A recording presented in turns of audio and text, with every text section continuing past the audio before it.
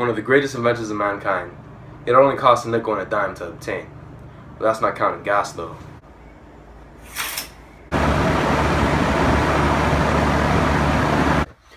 While cars were being developed in the 17th and 18th centuries, it wasn't really until Henry Ford came along that cars really became popular due to mass production. But I'll talk more about that later. Right now, my pals and I are headed to Cars and Coffee, one of the better known car meets across the nation. There's cars, there's coffee, there's not much to it, but you get to stroll around, sip some Cuban coffee, and talk to the owners, which is cool, I guess. It's an all-around good time if you ask me. You talk to these people, they have such enthusiasm about their cars, and it's crazy to think that something that's bought secondhand for dirt cheap could mean so much to someone. Cars are really something else, and it takes a special type of person to appreciate them. A wise man once told me, speed never killed anyone. Suddenly becoming stationary, that's what gets you. Those are some wise words.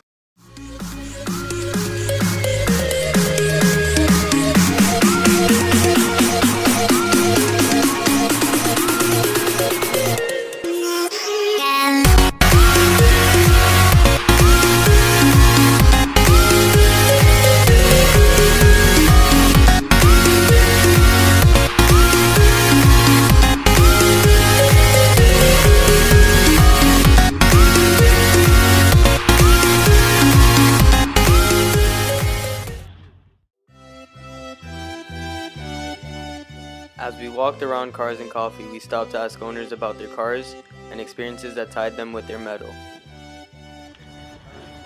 Does this car have any special meaning to you? Like, is there a story behind it? Well, it's been a bucket list car. You know what a bucket list is? Yeah. Yeah, before you die, you got to have one of these. So it's been on my bucket list for quite a few years, but it's a rare car. They only made like maybe 10,500 of them.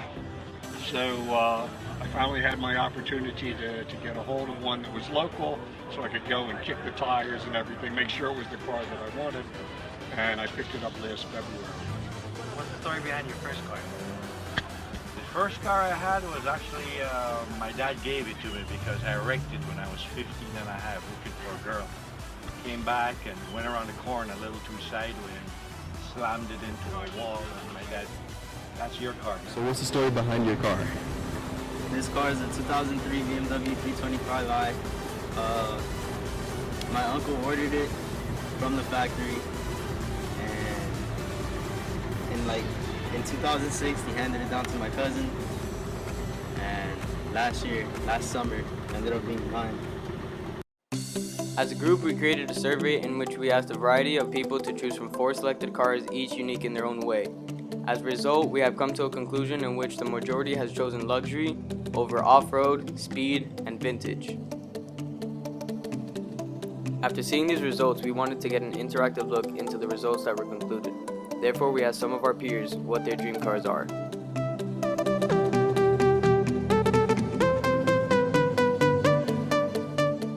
BMW M4.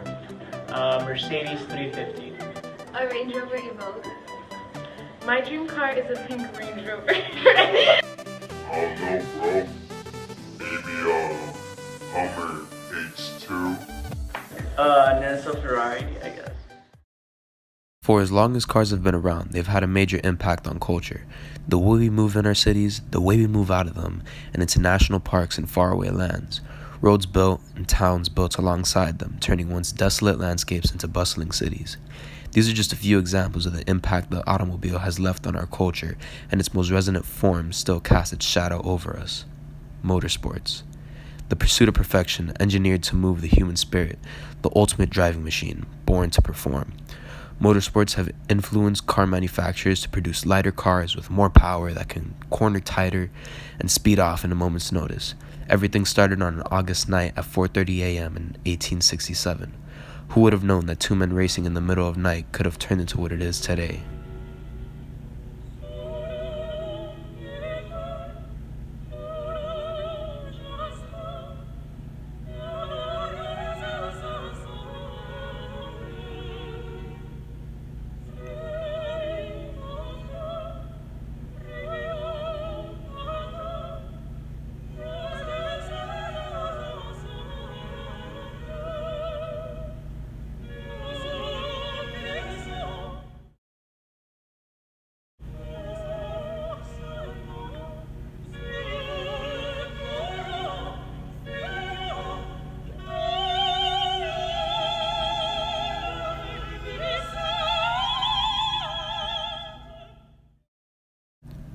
To better understand why racing has become such a phenomenon, our curiosity took us to the Homestead Speedway, where we were able to get up close and personal with the cars in the pits before the races began. The variety that could be found in this race was astonishing. People weren't here to compete. That's not what this was about. This was more about enjoying your car with those who feel the same way. Low-budget Miatas next to supercars where no expense was spared, and everything in between. It was a fun outing for all the parties involved, spectators included. We aimed to at first illustrate the bond that owners had with their cars, but ended up being enveloped in this amazing culture.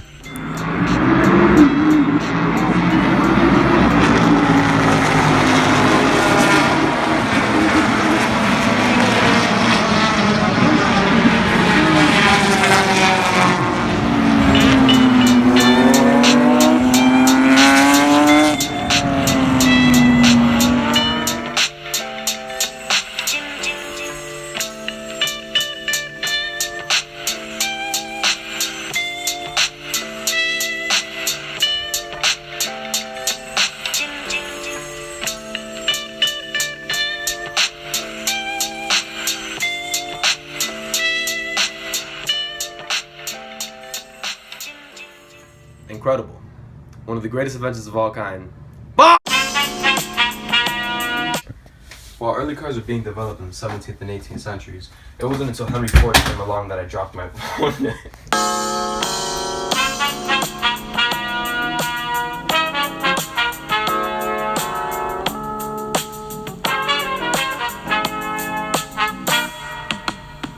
I guess you wonder where I've been.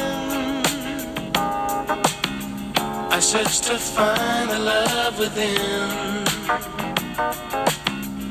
I came back to let you know. Got a thing for you, and I can't let go.